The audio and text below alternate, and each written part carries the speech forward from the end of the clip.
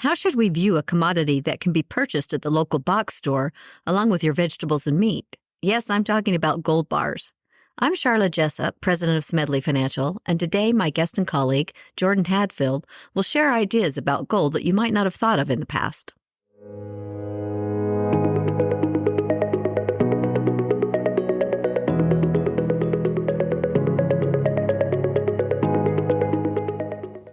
Welcome to the SFS Power Up Wealth podcast, where we provide impactful insight and expert opinions on timeless financial principles and timely investment topics, preparing you to make smarter decisions with your money.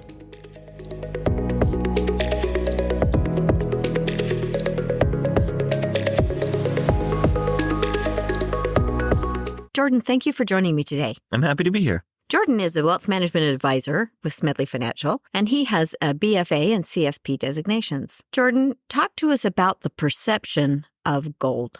Yeah, I talk to clients about gold often. It's something that comes up, and there's typically three different ideas when it comes around gold. Number one is it needs to be in every investment portfolio for whatever reason. B, I need it for Armageddon. If the world falls apart, I've got to have gold. And C, the third idea is it's a commodity that, it's a precious metal that's valuable in some situations and not in others. And maybe I need it, maybe I don't. And so I would like to kind of expound on these in a little bit more detail.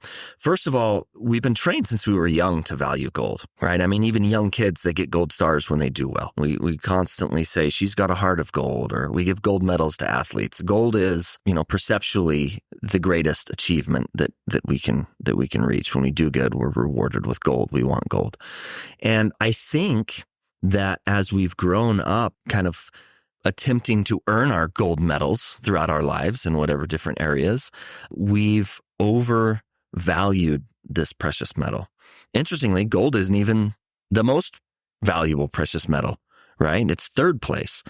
But gold has got this crown achievement. And I think that kind of brainwashing, if you will, seeps into our investment mentality. When we're talking about investing, if someone comes to you and says, I've got gold I got to sell you and you got to have it, we've already been conditioned to accept that is fact, that we got to have it. My advice to anyone investing, anyone buying anything, is first determine what your objectives are. And if we talk about life in general, this is pretty easy. I don't buy an airplane ticket to go to Europe if I don't have a goal to go to Europe. It doesn't matter if it's cheap or not. If I have no intention to go to Europe, I'm not buying it, right? I know what my goals are and I spend my money according to those goals, hopefully. But with investing, that becomes a lot more complicated.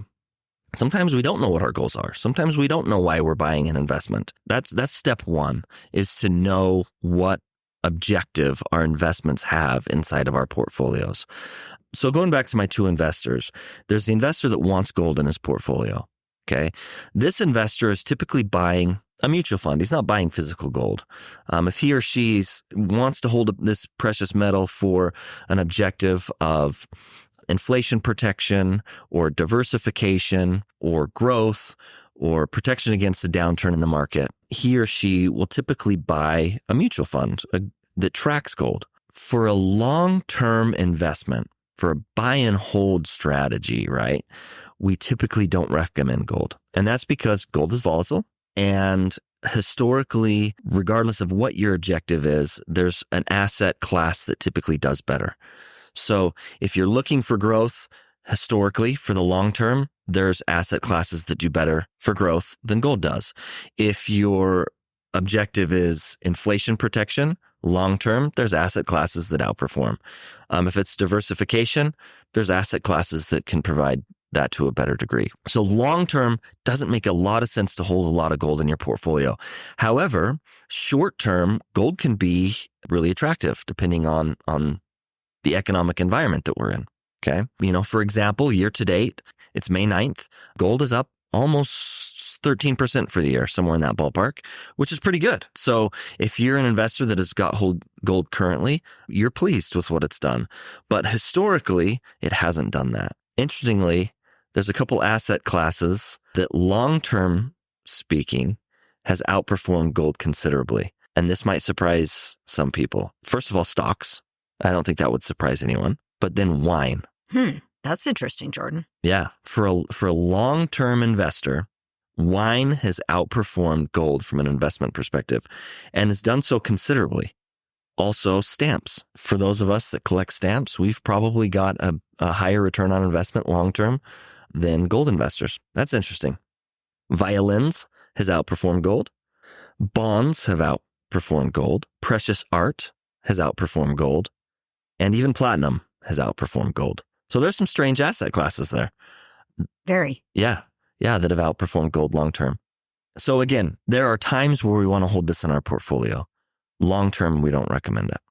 So what do you say to the people who are, you said in a doomsday situation, a lot of people like to buy and hold the actual metal bars of gold because they're concerned about a doomsday situation. Let's talk about that for a minute.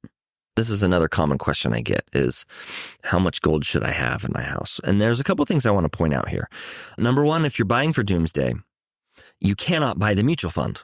For an investor who's looking to hold gold for other reasons than doomsday, mutual funds are easy. It's very cost effective and efficient to get in and out of a mutual fund. Trading's easy. There's a market for it. But if you're preparing for Armageddon, you cannot buy that mutual fund. It does you no good. You've got to have the physical gold. There are companies out there that will store that physical gold for you. That does you no good in Armageddon. You have to have possession of it. And so this creates a couple different problems. Number one, to buy physical gold, you have to buy typically from a gold dealer. And physical gold has got a markup. So you buy it at a premium. There's a transaction cost to buy physical gold. On the flip side, if you decide to sell that gold, you often have to sell it at a discount. So you're buying high and you're selling low, which is the exact opposite of what we want to do as an investor. And there's really no way to avoid this. So that's a concern, number one. Number two, you got to store it. Gold is heavy. It's not a light metal. It's heavy. You've got to have a significant place to store it that's safe from all the different risks that it may face in your house, right? Fire, theft. So you got to have a safe for it. Those can be expensive. If you want something that's good, fireproof, hard to crack. So that's a problem. Insuring it can be difficult. So it presents some challenges in that way.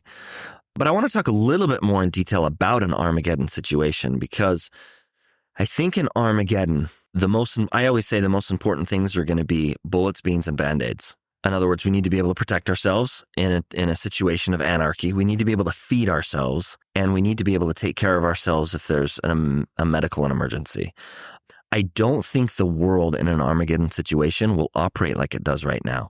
I don't think that we'll just be able to go into Walmart and, rather than using dollars because the government collapsed, use gold to buy our bread.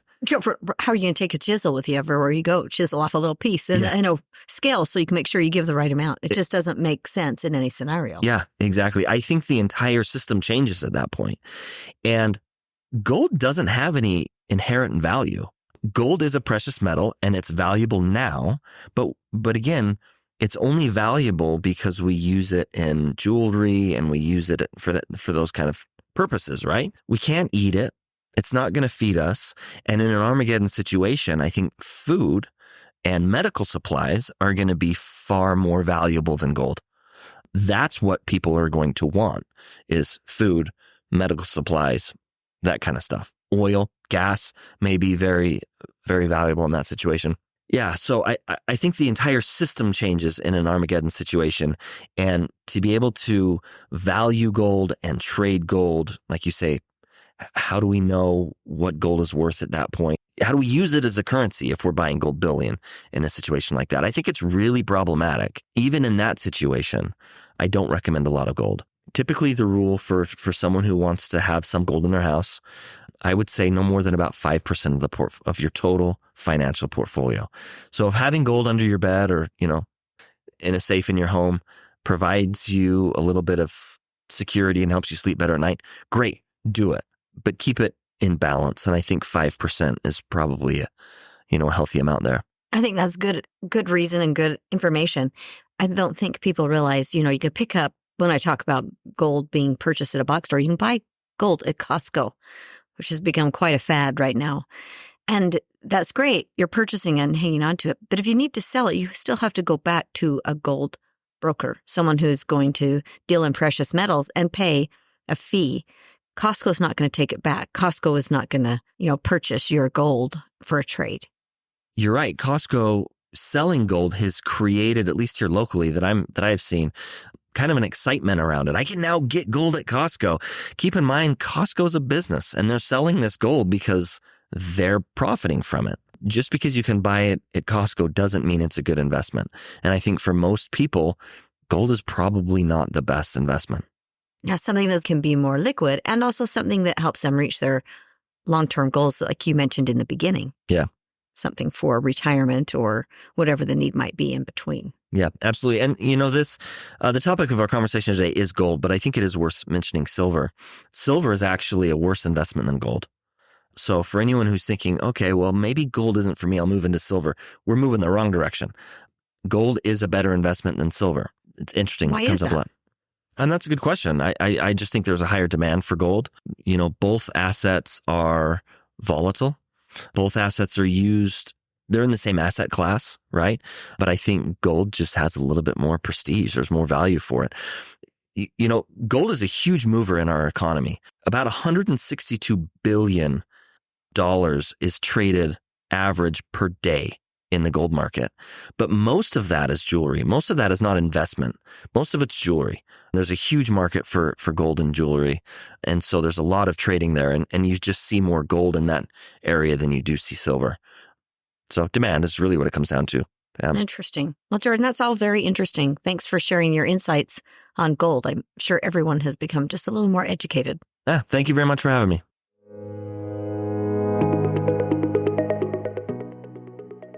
Thank you for joining the Power Up Wealth podcast. Smedley Financial is located at 102 South, 200 East, Suite 100 in Salt Lake City, Utah, 84111. Call us today at 800-748-4788. You can also find us on the web at smedleyfinancial.com, Facebook, Instagram, Twitter, and LinkedIn. The views expressed are Smedley Financial's and should not be construed directly or indirectly as an offer to buy or sell any securities or services mentioned herein. Investing is subject to risks, including loss of principal invested. Past performance is not a guarantee of future results. No strategy can assure a profit nor protect against loss. Please note that individual situations can vary. Therefore, the information should only be relied upon when coordinated with individual professional advice. Securities offered through Osaic Wealth, Inc., member FINRA SIPC. Investment advisory services offered through Smedley Financial Services, Inc. Osaic Wealth is separately owned, and other entities and or marketing names, products, or services referenced here are independent of Osaic Wealth.